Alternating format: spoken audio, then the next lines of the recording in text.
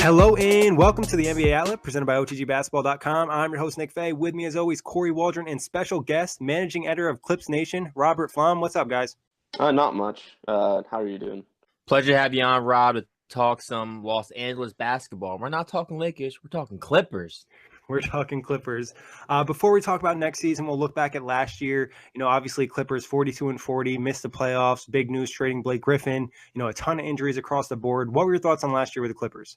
It was a fun year. It was an exciting year. I think fans were pretty disappointed that they kind of got stuck in no man's land. They didn't make the playoffs and they didn't get any, high draft picks. But it was a fun team to watch. It was a really likable team, and I think fans generally had a good time, more than they actually had during the past couple years of the Lob City era. I know I had a fun time writing about the team. It was a good year, and I think this year's honestly going to be kind of similar.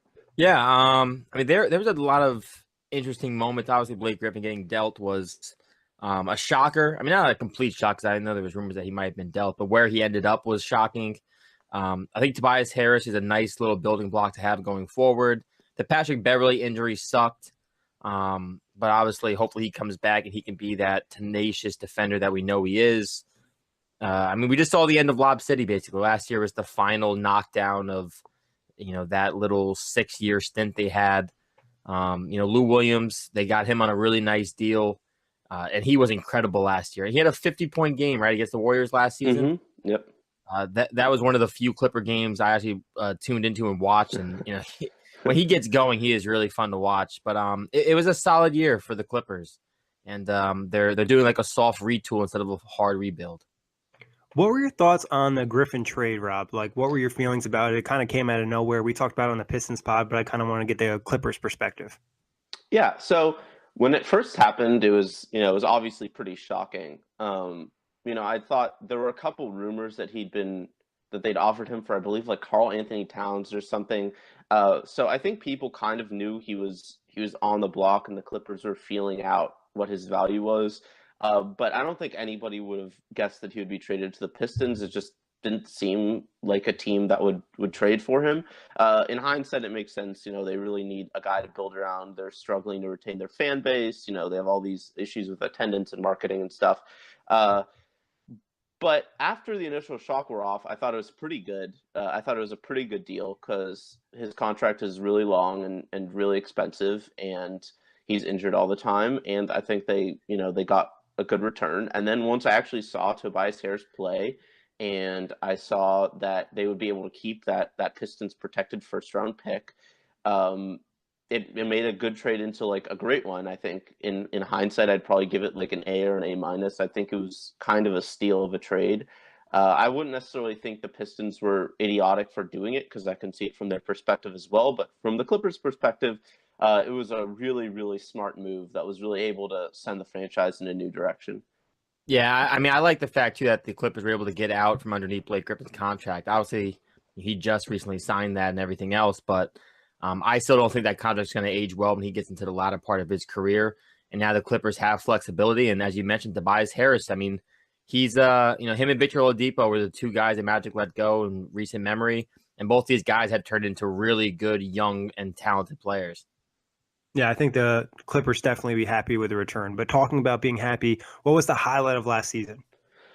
There were a couple. I think, the game that was already mentioned where Lou Williams scored 50 and the Clippers beat the Warriors for the first time in several years. That was definitely a highlight.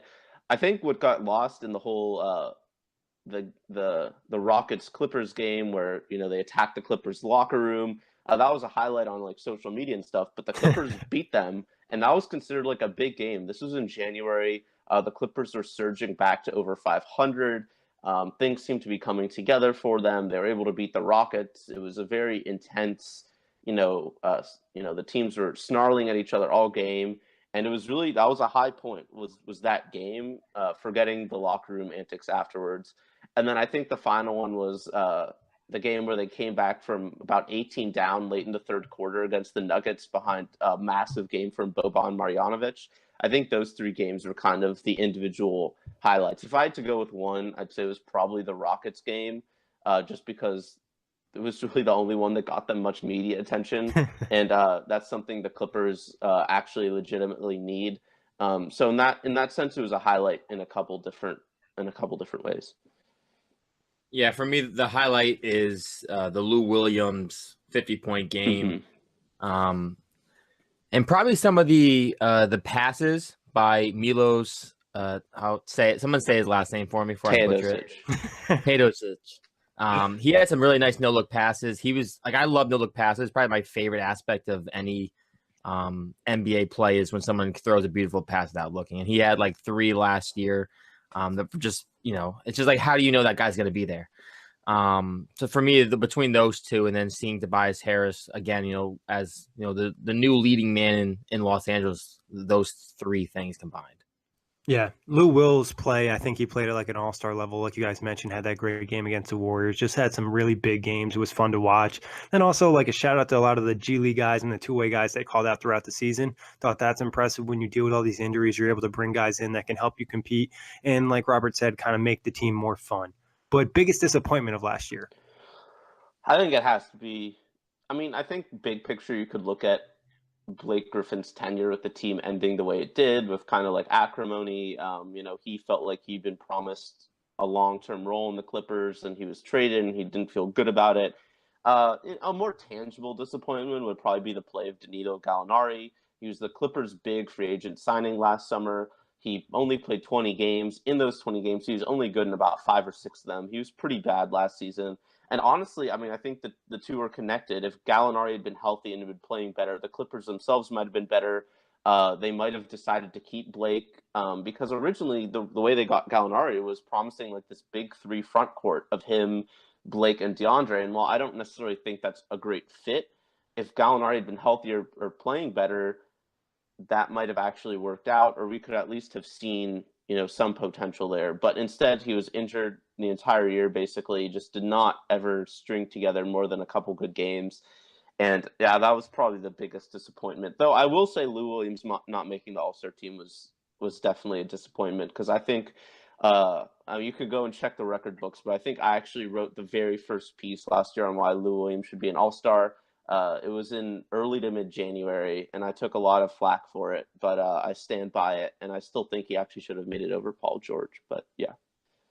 Well, and it kind of sucked the fact that Jimmy Butler didn't even want to be there. And then Oh yeah, that was horrible. I understand it from Butler's perspective. His team was actually in the playoff race. He wanted to rest the knee, but yeah, it was not fun. And considering, his coach gives him no breaks. But Kory, biggest disappointment for you last season? For me, it's got to be the Gallinari signing. Me and Nick, I think Nick, we're really down on this signing heading into last year. It felt like a lot of money for a guy who can't really play defense. He has to play the power forward. And initially, Blake Griffin obviously was the power forward, so this guy was going to be playing small forward. And as we know, with the injury history he's had, he just didn't stay healthy all year. It felt like he was always hurt. He played only 21 games. I think he got hurt, and he came back and got hurt within like the next week of him coming back. And I just think this contract going forward is going to be an issue, because I just don't see this guy staying healthy. Yeah, spot on with you guys. I think Gallinari, anytime you have a big free agent signing and he only plays 21 games and it's not great and you're expecting bigger things out of him, it's definitely a disappointment. Moving on to this year's ranking, the Clippers are coming in at number 18. Do you think this is fair, too high, too low? What are your thoughts? I think that's honestly, looking at your rankings, I have them open. It's pinned to your Twitter account. I think it's honestly quite fair. I'm looking at the teams above and below them. I think that you can make an argument. I think they're better than the Heat, who are 17. But really, I don't think they're better than any of the other teams above them. I think that's actually quite fair. I'd probably have them above the Heat because I'm not a believer in the Heat. But they don't have any star players. I think when Clippers fans get peeved this year about, like, why aren't we ranked high? We're not projected to make the playoffs, this and that. One, it's just that the West is great. But the other is that the Clippers, for all that, Lou Williams and Tobias Harris did last year, neither of them is truly like a star-level player. Maybe Tobias Harris gets there this year, but he wasn't quite at that level last year, and every team above them in the West has like a bona fide star, superstar player, or multiple of them in most cases, honestly.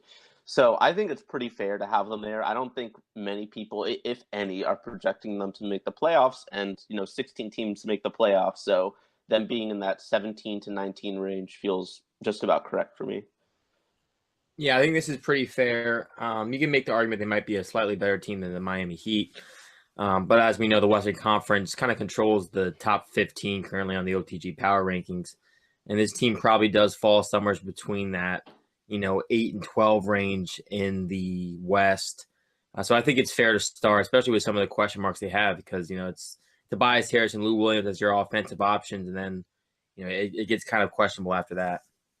Yeah, I think it's fair going to the season. It's not, they could go up a few spots, maybe down a few spots, depending on what happens. But looking at the offseason, this year's additions, we'll start with the draft. Shea Gilgeous-Alexander, 11th overall, great energy, good defense, playmaking. The jumper is a little bit of a concern, but some people had him as the best guard in the draft. What are your thoughts on him at 11 overall? I loved him at 11 overall. I thought he was a top 10 prospect. I did not have him as the best guard. I still stand for Trae Young, who I had as like a top 3 prospect. But Shea is really, really good. I don't think he's going to be a star, but I think he's one of those guys who's going to be like a high-level starter for a number of years.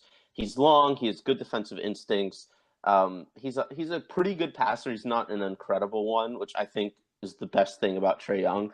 But he's just a very good overall player. His shot mechanics are definitely a bit wonky, but in terms of them actually dropping, he shot pretty well from mid-range in college, and on limited attempts, he actually shot well from 3. So I think the touch is there. I think, there are lots of NBA players who do not have the prettiest shots, but are still good shooters, and that could be Shea. He definitely needs to work on speeding up his release. It had a bit of a hitch in it in Summer League, but he's still really, really young. He has years and years ahead before that becomes like a true worry of whether or not he can actually shoot. I think he could be a guy who defends multiple positions. He can play on ball or off ball. And in Summer League, I was really surprised at how good a ball handler he was. He doesn't have the fancy dribble moves like a Kyrie Irving or a Jamal Crawford, but he can really, really break down his man. He's super quick. He gets to his spots, and he's a very, very good finisher. So honestly, I think really the biggest weakness is lack of athletic upside. He's not going to just destroy people in that sense, whether, finishing around the basket or defensively, which might prevent him from becoming a top tier offensive player on either end. And then the shot. But honestly, he's really well rounded, and getting a guy like that at 11 is just a very, very good pick. Yeah, I was really high on Alexander going into the draft. One of the few guys who caught my eye, 6'6". I like his wingspan. I was kind of hoping the Hornets, that was going to be like the Hornets, go-to guy. But obviously the Clippers got him. And I think it's a solid move. I don't know necessarily what his role is going to be going forward, if he's going to be kind of like that playmaking point guard. So he kind of does play a point guard role. But I think it was a really good pick for them at 11. And a few picks later, Jerome Robinson, 13th overall, solid scorer and shooter, solid D, can force it at times. What were your thoughts on drafting him? I was not a Jerome Robinson fan. I think the Clippers reached. I know in the days after the draft, all this stuff came about there were other teams in the teens who wanted to pick him, and he really impressed during draft day workouts and stuff. I'm no draft expert. I'm really not. I do a fair amount of research leading up to the draft. I get into statistics and do some correlations between success in the NBA and college stats and stuff. And he didn't really pair well by those. I think just by the eye test, he's not really he doesn't really fit the mold of a great modern NBA player. I think his ideal role will be as a sixth man off the bench. He's a very good scorer. I don't think anybody's going to take that away from him. And I think his best attribute will just be that he's a very plus shooter. Even in Summer League, his shot is very quick. It's confident from NBA 3-point range. I think he should be a pretty solid outside shooter right off the bat. And that's always a good thing to have. It's never bad to have good 3-point shooters. But outside of that, his passing and playmaking are okay. I just don't know if it's quite good enough for him to have the ball in his hands a lot, which means he should be playing off ball more. And then there are issues about for a guy who doesn't handle the ball that much, his defense can be a weakness. His lack of doing other things on the court is a bit of a minus. So I think he's a good prospect. I mean, I don't think he's horrible. I wasn't the guy who's like, there were some people I know who didn't think he was like a first round draft pick or like should have been picked late in the second or something. That was not me, but I thought he was more of a guy who should go in the 20s, probably late 20s, to be honest. And it just wasn't a great pick for me, especially since there are several guys available who I really, really liked. Troy Brown, Lonnie Walker to a lesser extent, and even Michael Porter, who I really can't stand just from what I've seen and heard about him. I think rolling the dice on him probably would have been a better gamble, but the Clippers are really, really, really into personality, and they want model citizens. They want guys who will work hard, be humble, all that kind of stuff. And again, not Michael Porter Jr. So I understand why they went with Jerome, but that was not a good pick for me. I was pretty disappointed with that. But he seems to be a hard worker. Every report I've heard about him is that, he's a great kid. He's shown up with most of the other young guys in workouts this summer. And I think, Jerry West, you have to give him the benefit of the doubt. But I think if it was any other person drafting him, it would have gotten a lot more bad press. Yeah, I mean, I didn't know a lot about Jerome Robinson going into the draft. Most of my knowledge comes right from March Madness and just like the top schools. So, I mean, the one thing I noticed just looking at Jerome Robinson's stats in college is the fact that he got better every year. He shot 42% his first couple years. Then he shot 48% his junior year, 40% from three. His points per game went up from 11 to 18 to 20. So like you said, offensively, I think this could definitely be an offensive punch for this Clippers team off the bench, whether that's a 6-man or, a 7th man off the bench, even depending on where Lou Williams ends up starting or not starting. But I think this is definitely a guy they could rely on for some offense off the bench, but I don't know how his career develops. Yeah, and most of the mocks I saw him later in the first, but I think when you have 2 early first-round picks, you kind of can get away with maybe taking a reach with the second one. But moving on to trades, they traded Austin Rivers for Marcin Gortat. What are your thoughts on him? Obviously an expiring deal, solid big. He did decline last year. What do you think he's going to bring to the Clippers? Yeah, and I think that trade was not the greatest. Again, I understand why they did it. The roster is super imbalanced. They have all these guards, all of whom kind of need playing time. Rivers among them, and they really needed a big man who could start, play 20 minutes, replace DeAndre Jordan. And they got that with Marcin Gortat. Again, like you said, he declined a lot last year. He's declined a little bit the previous couple of years. He went from kind of an above-average starter to an average starter to a below-average starter. And now, I think realistically he should be coming off the bench. For the Clippers, that doesn't make sense because they have Montrezl Harrell, who is kind of more effective off the bench, even though he's going to be playing more minutes than Gortat. But I think Gortat will play 20 to 25 minutes a game. He'll do a bunch of stuff in the pick and roll. He's going to set hard screens. He can still rebound at least, okay for a big man. Defense is not going to be very good, but, I think he's a reasonable stopgap starter. Again, I think Austin Rivers is better just in a pure vacuum. I think he's a better player than Gortat now, and he's younger. So I think in just a straight-up trade asset sense, it was a bad trade. I think they should have at least gotten a 2nd-round pick or some kind of asset from the Wizards or from a third team or whatever in exchange. But I can see why they did, and I think Gortat will be a nice addition to the team. He's definitely a guy who I can see Milos and Lou Williams running a lot of pick and roll with and finishing around the basket. I don't know. I mean, it makes sense for a team as a stopgap. I agree with that, but I mean, Gortat to me is terrible. I watching him last year in Washington, it just wasn't good. He actually doesn't finish around the basket very well anymore. He rebounds subparly. There's really no defense. He's very flat-footed now and just slow. And obviously the locker room issues that were going on between him and John Wall weren't great. Obviously that could just be the situation, and tensions have always been kind of high in the Wizards locker room. So that could have just been a one-stop issue. But Yeah, it seems like he thinks he's more than he is at this point in his career. Mhm. But, again, you're losing DeAndre Jordan and you need someone to, play at the center position. So having a vet like Gortat isn't the worst thing. But it's a clear downgrade for me.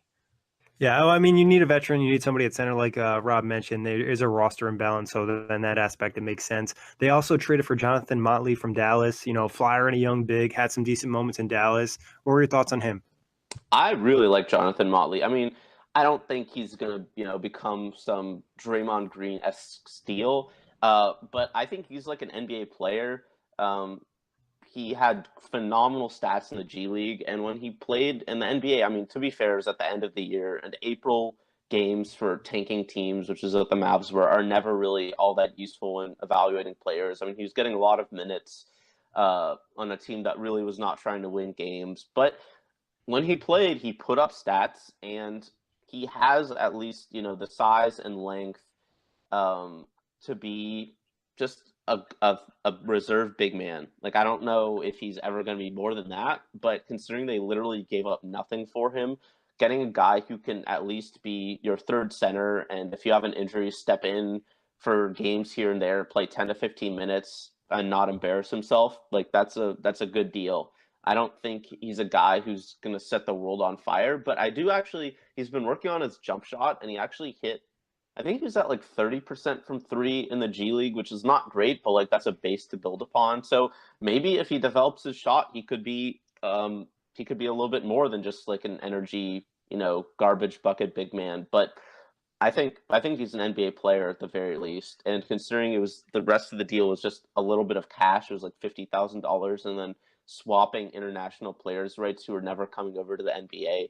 I think it was a very good deal to bring him in. Yeah, Yeah, it's low risk, high reward. I think for this, you just, who knows? Maybe, like you said, he develops further. He's working on his jump shot. You'd like to see that. And maybe he can be that, third guy. looking at free agent signings, they brought over Mike Scott. Very nice ad, solid depth, had a really nice postseason. What do you think Mike Scott brings to the team?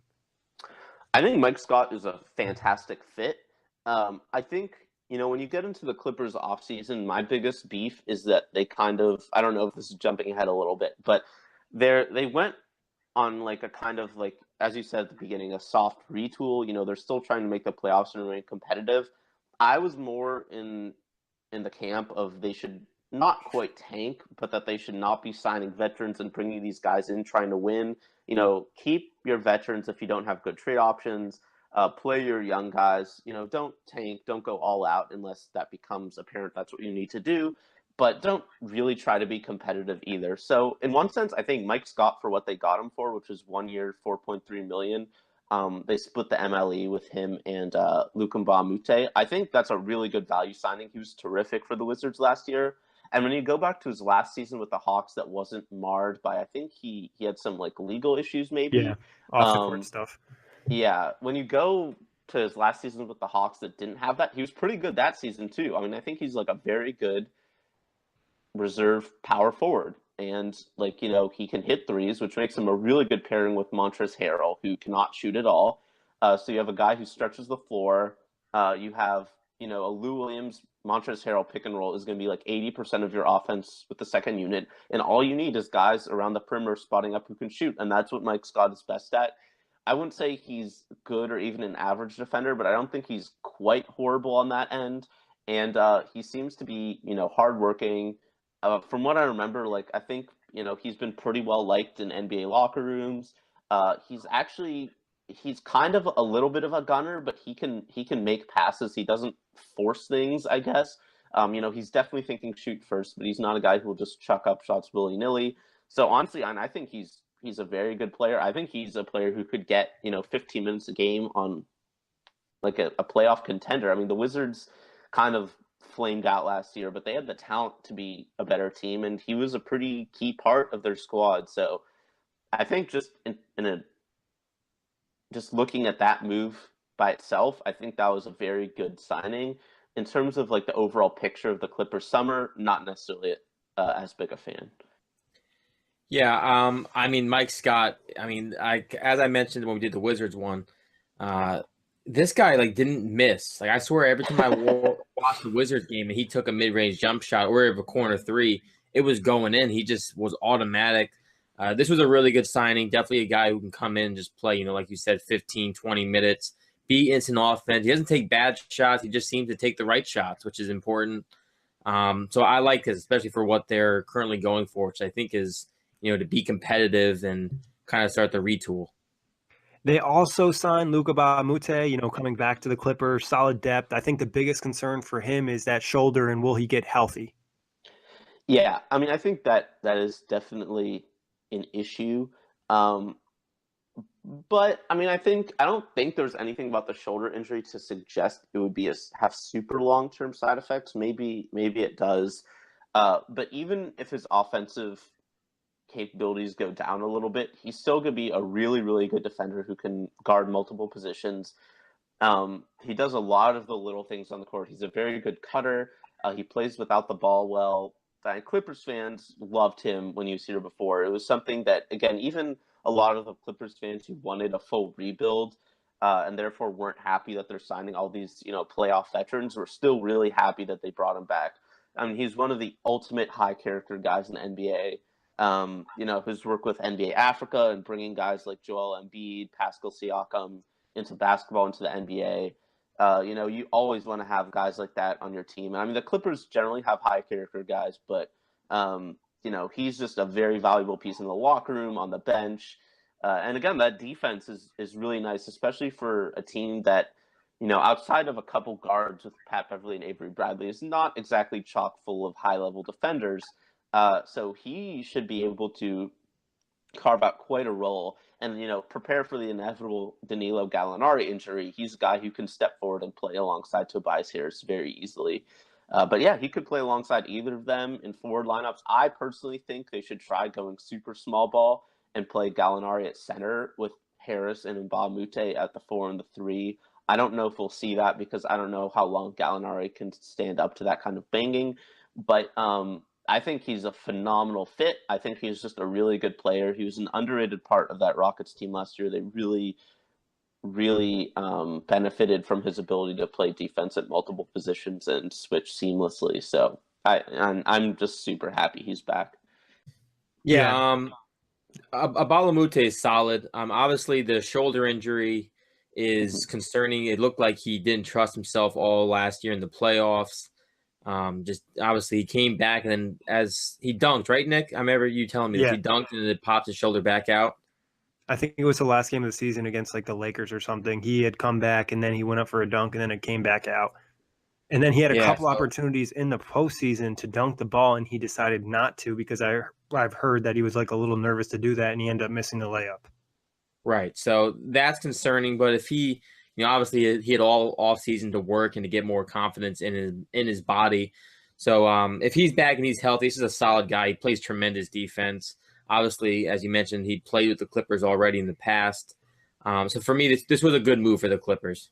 And it just feels like the Clippers filling out their roster with a lot of really solid guys in different roles and whatnot with Scott and Baamute. So I think overall, like Kory mentioned earlier, a nice retool. But departure-wise, we'll talk about who they lost via trade first. Austin Rivers in the Gortat trade, and then Sam Dekker they sent to Cleveland. Anything they're going to miss with these guys? Do you wish they kept them, or is fine? I mean, I really like Austin Rivers. I think Clippers fans were kind of split on him. Some people really kind of regarded him fondly because he was the last young Clippers guy who seemed kind of grow up with the team, mature, get really a lot better in his time as a Clippers uniform from when he came from the Pelicans, then Hornets, I believe 3.5 years ago. He was not very good. And now he's a very solid, capable NBA player. Again, I think he's just much better than Marcin Gortat at this point in their careers. I was really disappointed they couldn't get anything else for him. Again, roster balancing and made sense, but just as an asset, he's a lot more valuable, I think, than Gortat. So I think they're going to miss his outside shooting, his ability to create his own shot. Not necessarily great shots, but he can kind of get his shot off whenever he wants. His handles are, I wouldn't say tight because he has some mishaps some of the time, but his step back is really, really good. He can get that off against almost anybody. And yeah, and I think he was just good for them last year. Not nearly as impactful as a Lou Williams or Tobias Harris, but he was one of their better players last year. They're going to miss him. Sam Decker was just if Gallinari wasn't the biggest disappointment, in some ways Decker was a bigger disappointment because he was just so bad. I'm not sure, just by looking at the stats, I'm not sure outside people really realize how bad he was. Like I know when the Cavs picked him up, it's like, oh hey, we got Sam Decker, who's this first round pick a few years ago, and he's athletic and he's big, and it's like no, he was so bad last year. Um, on a team that had 5 rookies and was calling up all these G League guys, he was the worst player to get any real minutes for them last year. I'm leaving out guys like Sean Kilpatrick, who played like 30 minutes or whatever. Of the guys who were on the roster for most of the season, he was the worst player. He could not shoot. His defense came and went. He had one really nice stretch in December where he was very active as a cutter off ball. He's really playing well off Lou Williams, and he was active on defense, and he was getting all these rebounds, and he was making passes, and then just went away, and his confidence just seemed shot.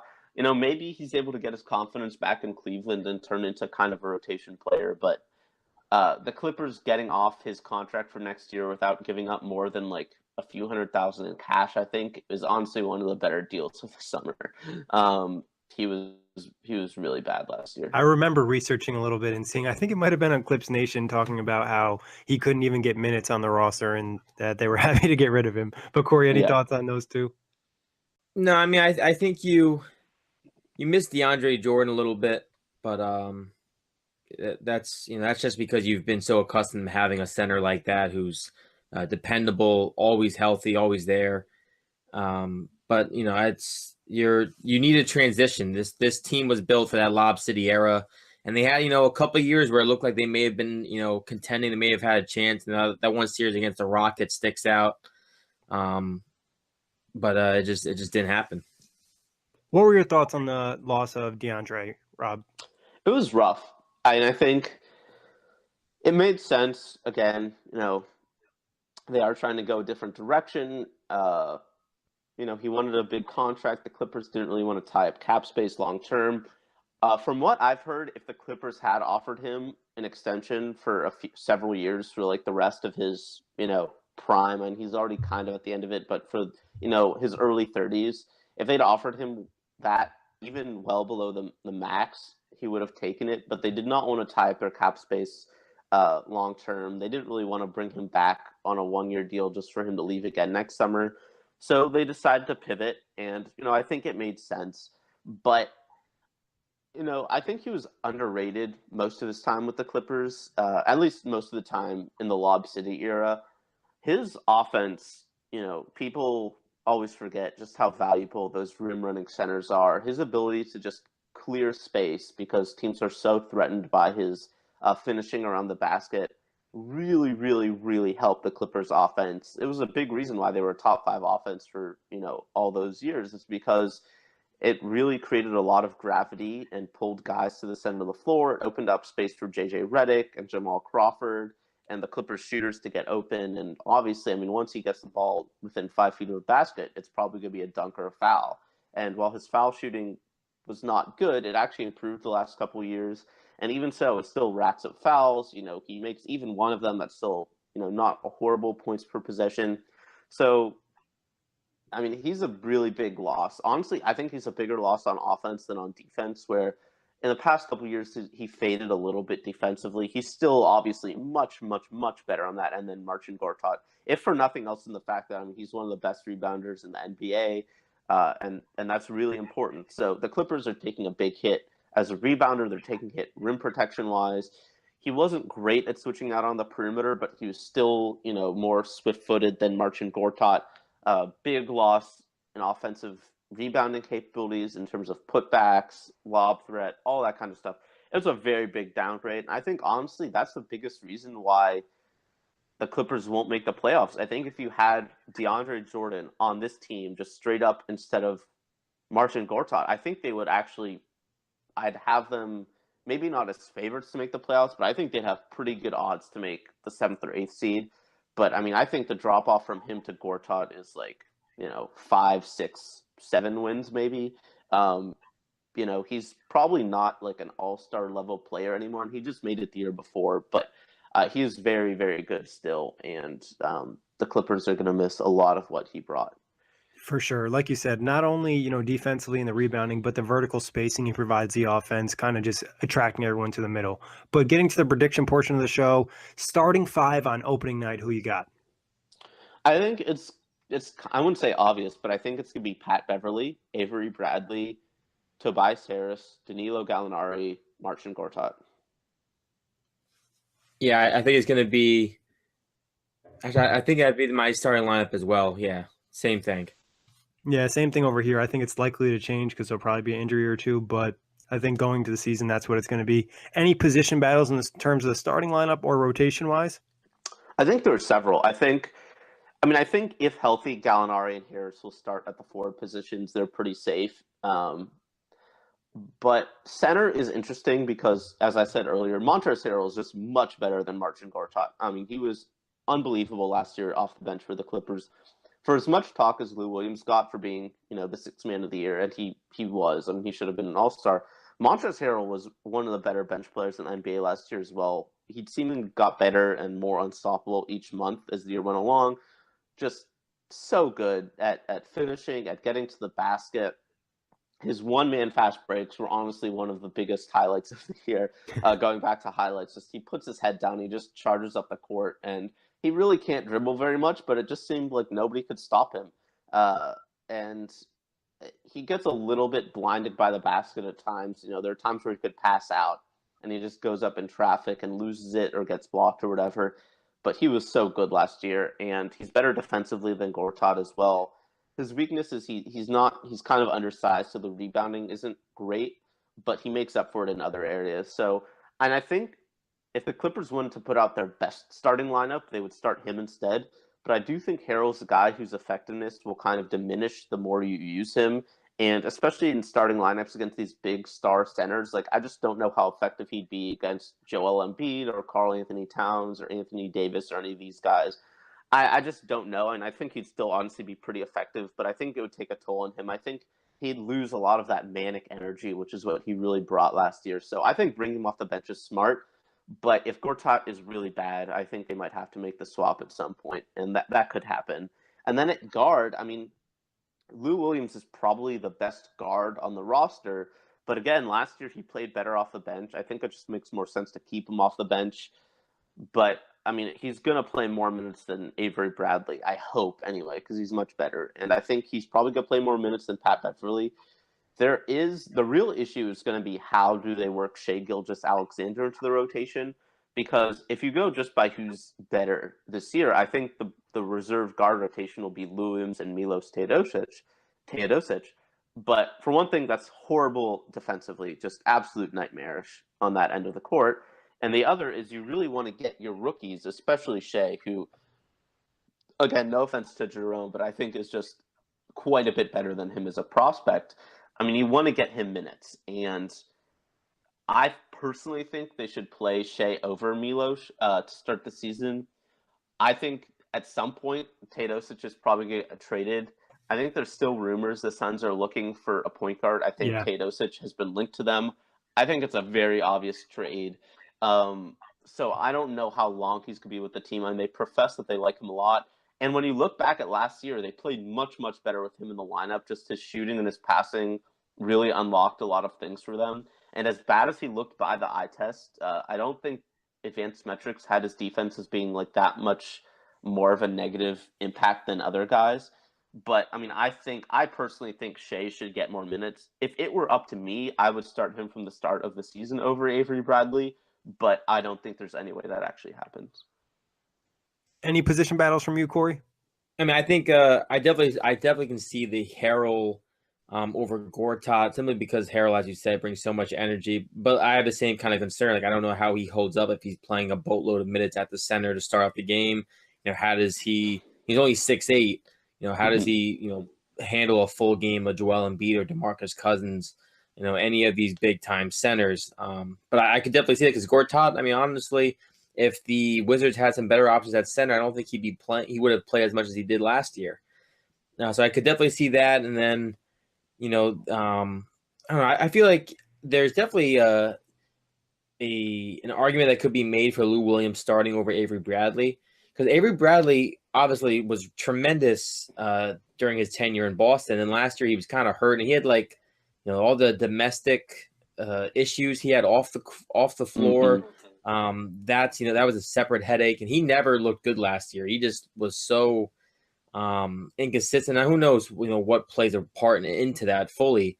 But I wouldn't be shocked if he lost his starting role, but I kind of feel like it's just that Harrell and Gortat battle that you can really pinpoint as something that could be changing down the line.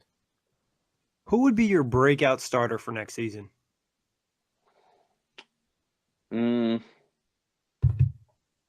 Of the guys who I listed as starters, I guess Tobias Harris, but I feel like he already kind of broke out. Once he got traded to the Clippers, I think people started realizing how good he was. So I'm going to say if Harrell basically ends up starting, I think Harrell, because even though I think people saw how good he was last year, I don't think he was quite fully appreciated. So I'm going to say, even if he doesn't end up technically starting, just in terms of the minutes he plays, I think it'll be Harrell. I really wish it was Shai Gilgeous-Alexander, though, but yeah. For me, it's Tobias Harris. Even though he did take a jump last year, I think there's more to his game that he can elevate. Obviously, he's going to be 26. I'm thinking this year that he actually breaks the 20 per game mark. I think the shooting numbers are solid. He was 47% from the field last year, 41% from three.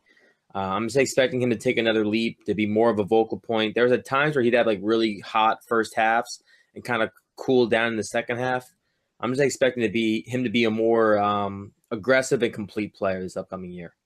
I'm going to go with Tobias. Like you guys mentioned, he did boost up last season, but I think there's another level for him to hit. And the fact it's a contract year, and I think he turned down a pretty big offer from the Clippers already. So I think he's looking to get paid, and the only way to do that is to produce on the court.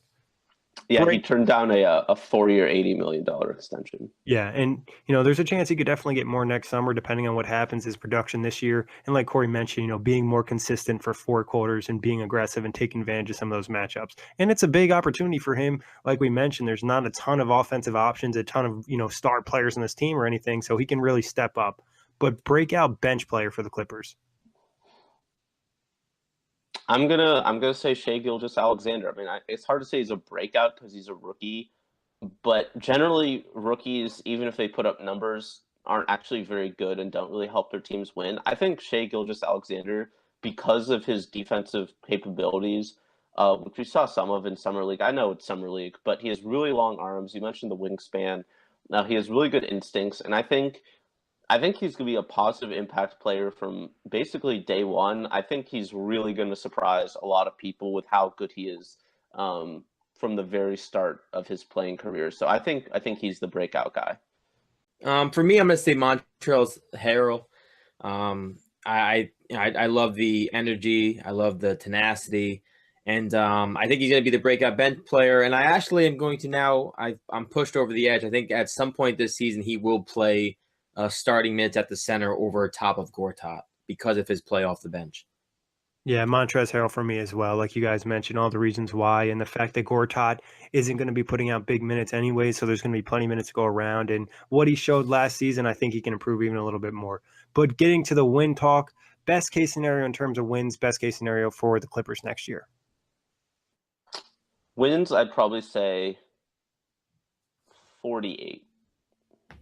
I think if everything goes well, if they stay healthy, which is asking a lot because they have a lot of guys who are kind of not elderly, but they have a lot of guys who are in the middle of their primes or towards the end of them, and guys who are injury prone, especially Gallinari. But if they're healthy, and if they're young guys, take steps forward. If Harris becomes that 20-point per game scorer and is able to up some of his other qualities, if Harrell's able to play 25 plus minutes a game without losing his effectiveness, if Shai is able to be a pretty good rookie right off the bat, I think 48 is doable. Honestly, they could probably win more if all that happens, but I think 48 is a pretty realistic best case scenario. I think you could draw more outlandish best case scenarios, like Shai wins Rookie of the Year, by completely overtaking Bradley as a starter or whatever.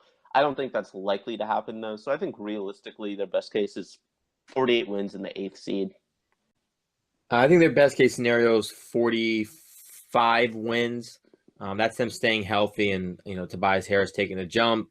Avery Bradley gets back to Boston Celtics. Avery Bradley, Lou Williams remains this freak scorer off the bench, 6th man of the year type caliber player, and I think everything's got to go right for this team to be a 45 plus win team, and I think they'd be a playoff team with between a 7 or an 8 seed. They'd be in the discussion. Yeah, best case for me is 44 wins, and that's not because I don't think the Clippers are, a solid team. I think just the West is so good, and there's so many teams they're going to have to match up with every night, and they don't really necessarily have the stars to match up. They do have some solid players, but I think, maybe right on the cusp of the playoffs, maybe squeezing in as 8 seed is best case scenario. What would be worst case scenario? I mean, I think not the worst case scenario in terms of wins. I mean, in terms of wins, I think the worst case scenario would be, and I think if it gets ugly, they have a really, really, really difficult schedule to start the season. And if they do not do well, or if they have guys who are injured, I think they could be having a fire sale by the start of the 2019 calendar. And if they do that, then, I mean, I think they could finish as low as like the high 20s. But I think the worst case scenario of the season is that they're like a mid 30 wins team that never really threatens for the playoffs and doesn't really get a super high draft pick. Again, they get like the 10th or 11th pick and they're kind of stuck in the middle again. And I think that is the worst scenario that could happen. But in terms of wins, I mean, I think there's definitely a scenario where they win like 28 games because they end up selling their veterans and the other guys are injured. And it's just I can see a really bad win total happening. Yeah, my worst case scenario is 31 wins, and that's that's somebody getting dealt, that's somebody getting hurt possibly, and this team just kind of sputtering in the wrong direction, and then us questioning what's the direction, and is Doc Rivers the right guy to kind of do this retool? Because Doc Rivers doesn't generally do rebuilds. The retool is a little bit different than a rebuild. So for me, it's 31 wins, and this team kind of changing direction. Yeah, I think worst case 30 wins. But also, like Rob said, if they're caught in between where they don't get a high pick and they're kind of get one of those later lottery picks, that doesn't really help them. And, they're kind of cursed with injuries like they were the previous season. Hopefully that doesn't happen. What's your actual prediction for the Clippers next year? My actual prediction is kind of the worst case scenario for me, which is, why I did not want them to do this retool competitive thing that they ended up doing. I understand why. I mean, I think, in terms of retaining the LA market and keeping at least some of the fans that they had during the Lob City era, trying to remain competitive, remain fun, remain an exciting team to watch night in and night out. They were that last year. I honestly think, bias aside, they're probably one of the maybe not five most fun teams to watch, but they were up there. I mean, they were really, really fun to watch last year. And I think with reasonable help, they will be this year too. They have a ton of super likable, fun players. But the lack of star power will really hit them. And, especially if even one or two of their guys get injured, I mean, they're pretty deep. So, if Gallinari gets injured, Luke and Mike Scott can play more minutes, but it's not quite the same. So I think my actual prediction is like 37 wins, which again is basically my worst case scenario. They get like the 11th pick in the draft. They don't get a game changer there. They're not really that close to making the playoffs. Like they finish 7 or 8 games back, which really is not close at all, at the least. Honestly, in the West this year, it's so stacked it might be, I think 47 or 48 might be the 8th seed. So, I mean, I think they're headed straight for my middle nightmare, which would not be very good. So, yeah, I'm saying 37 wins. I'm one higher than you. I'm saying 38, but it's the same thing. There's some games that look really competitive. They may be in the conversation for an 8 seed, when it comes to the All-Star weekend. But this team finishes somewhere between the 10 and 12 range in the Western Conference. Yeah, pretty much same thing Kory said, 38 wins. Just the West is very tough and they don't have the guys that separate them. But the most important question of the show, the truth, what emoji represents the Clippers for you? I'm not a real emoji person. I think the shrug emoji. This has been the most popular one throughout the previous series. Really? I'm corny. Oh no. I was gonna say if there was like like the cooking thing, the chef thing that Harden does with like the ladle. I would say that because that kind of summarizes like Lou Williams to me. But yeah, and I think they're kind of like they don't care what other people think about them. They have faith in themselves, and I think that's kind of best represented by the shrug. I'm not an emoji. I don't have like a reel of them off the top of my head. If there was one that was like very confident, maybe like the 100 emoji too. Like they keep it 100. That could also work because I've spent some time in their locker room and they're all like very they're a pretty blunt group. So I'll switch my answer. They're 100. I like it. What do you got, Kory? The sick emoji, the green face. He's like about to puke. Because I just think this team is like it's like right on the middle line where they could be competitive or they could just be really bad because of injuries. Like if Gallinari gets hurt, Gortat gets hurt, one of the guards between Bradley or even Beverly again or Lou Williams, this team is just not going to be good, especially in the Western Conference. So I'm holding my bowels down. That's a little savage, but I got the eyes emoji, and that's because I'm looking at this season, but I'm looking forward to next year with the off season. I think it's important for them. I don't know if you have an idea in mind, but what do you think they have to do to attract a big free agent next off season? Because I know that's again part of why they want to remain competitive. I don't know how. They obviously know the minds of NBA players much, much more than I do, like infinitely more. To me, seeing a team that finishes with 39 wins and not the playoffs instead of like 32 wins and not the playoffs, I wouldn't care between those, especially since so many of their players are going to be free agents next year. I mean, to me, the most important thing, and the reason why I didn't like bringing back Avery Bradley in particular, is that the most attractive thing that could happen to them is if one of the rookies has a breakout year, and that won't happen if they don't get minutes. So to me, like, if Shea or Jerome, I keep saying Shea, but theoretically it could be Jerome too. If one of them has, not Donovan Mitchell, because asking that is completely unrealistic. But, if Shea Gilgeous-Alexander has a year where he averages like 11, 3, and 6 as a starter, or Jerome scores like 13 points off the bench with good efficiency, free agents might look at that and be like, wow, they have good young players. Like, in a few years, they might be really good. We might sign up for this. But I mean, I just don't think that trying to be like, a low 40 wins team is really going to be all that attractive. I mean, again, I think one of the reasons why Doc Rivers is still around is, I mean, obviously he wants to be. He's Doc Rivers. If he didn't want to be here, he wouldn't be here. So I don't think that's really an issue. But I think, one reason why the Clippers want to retain him is that, for all the grief that he's taken from the media over the years, he's still one of the most revered coaches in the NBA. Guys want to play for Doc Rivers. And I mean, I think that is a free agent draw. Jerry West is obviously a really big free agent draw. Steve Ballmer, a guy who's doesn't interfere too much and is willing to spend money on his team, is nice. And I think they have kind of some of the front office elements together.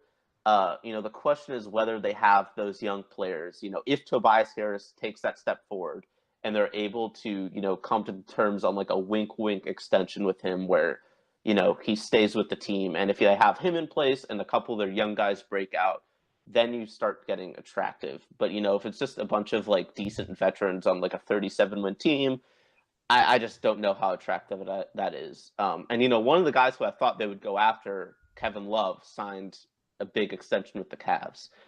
So that took one name off the table, though. And they could still trade for him, which I think is a possibility, actually. The guy who I kind of have my eye on is Kemba Walker, who I think is a very Doc Rivers, Jerry West kind of player, and who I think would be a real nice fit in LA. Like, he's super personable. He's super fun. And I think, for him personally, it would make a lot of marketing sense to come to LA, even if it's not the Lakers. He's kind of my number one target at this point, especially since Beverly, Teodosic contracts are going to be up. And while Shea is more of a point guard, I think he could play alongside Kemba. But yeah, I mean, I think if they want to try to attract free agents, they need to play their rookies and hope they stand out. Gotcha. It's always tough being the little brother to the Lakers. I'm a Nets fan, so I get the same vibe with the Knicks. So yeah, it's not great. Yeah, it's definitely annoying, but maybe that'll change this offseason. League pass rating though for the Clippers, 1 through 10. Oh, I'd say like an 8, maybe even. I mean, I don't know. I'm probably biased, but Lou Williams is one of the most fun players to watch in the NBA for me. Montrezl Harrell was one of the most fun players to watch last year. Pat Beverly's always super entertaining. I think they have three guys right there who are just very fun. Tobias Harris is maybe not like a big name draw, but again, a guy who's like a workman, 20-point per game scorer. When he gets hot, and he's hitting those threes, it's pretty scary. I think the rookies, if they get playing time, will be pretty fun to watch. Again, not super high in Jerome, but he's the kind of like high scoring young guard, who could just erupt for 30 points on a random game in like January. And I think they're going to be very fun to watch next year. I don't know how good they'll be, but they'll be pretty fun. My rating's a lot lower, but that's just me. I'm going with a 4.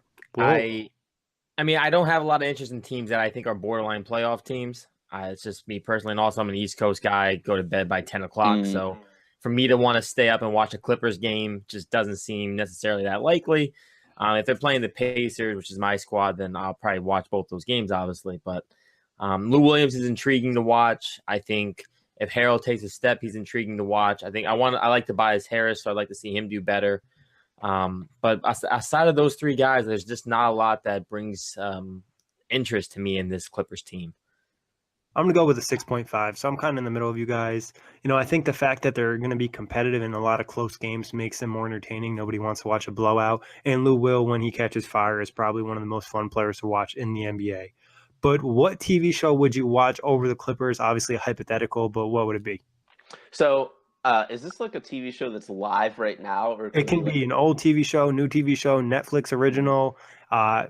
People who don't watch TV shows have used other sporting events. So pretty much whatever you want that's on television. I'm going to go with It's Always Sunny. It's a good choice. Good show. That is a good choice. What do you got, Kory? For me, I'm going with Orange is the New Black. They're on season 5, I think. It's getting like a little bit over the top. I watched like the first episode of the new season a couple nights ago, and I was like, wow, like we're just really pushing it. Just, I don't know. It's growing old to me, but I probably still watch that over the Clippers. I used that about like 10 teams ago, but I went with Stranger Things just because, I think it's a good show, but Clippers are pretty good too. So I think they're right around this, same level here. But any last thoughts you guys want to get on the Clippers? I would, again, keep an eye on the trade market. Again, doesn't seem like you guys will be watching all that much of the Clippers. But if you keep an eye on the standings, I think if they don't do well in their opening stretch, which I think is relatively likely, I think you could start seeing trades happen sooner rather than later. I think Milos is obviously the first guy who comes to mind, but I think they could flip Gortat. They might have to add an asset or two to get some team to take him on. But again, he's a stopgap guy who can play some minutes for a good team.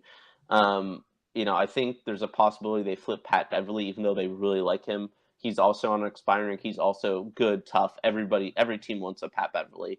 I think, honestly, a lot of their vets are really tradable. The only ones who really aren't are, I think Bradley's contract is kind of high for what he brings, unless he really returns to that Boston form, and Gallinari is overpaid and, injury prone. But, I think they could be one of the biggest fire sale teams in the NBA if they are not good in January or February approaching the trade deadline. That's a really good point. They do have a lot of veterans on, expiring deals or small deals where they could help a playoff team or a contending team, and it's just one piece on the bench or something along those lines. And they don't have a true direction, so getting some young assets could always benefit them. Any last thoughts on the Clippers from you, Kory? No, I'm okay. Well, that wraps it up, Rob. Big thanks for hopping on for the first time. Tell everyone where they can find you on Twitter and find your work. So my Twitter handle is RichHomieFlom. Bit of a dated reference, to Rich Homie Quan, the rapper. It's not really a thing anymore.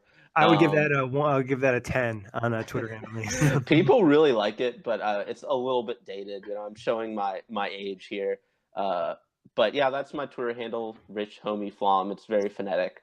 And then my work can mostly be found at Clips Nation. Again, I'm the managing editor there. We're starting our previews for players probably in a couple of weeks. And we're gonna start with we go from like the worst to the best, or kind of the guys who play the least to the most. So it's probably gonna start out with guys like Jawan Evans and Sedarius Thornwell if they're still on the team then. And then I also write for Blazers Edge, which is the Blazers SB Nation blog. And currently I'm signed up to write for the Basketball Index for the Bucks, which hasn't quite started yet. But yep, my work can be found in all those places, but mostly Clips Nation stuff. And my Twitter account is mostly Clippers with some hip hop stuff and occasional movie TV stuff. So if you don't care about any of that, then just follow for the Clippers and ignore everything. Sweet. All right, as always, Kory, big thanks for hopping on. Thank everybody for listening. You can check out the show on iTunes, Blog Talk Radio, OTGBasketball.com, Google Play, Dash Radio, and YouTube. Everybody have a great day. Peace out, Knuckleheads.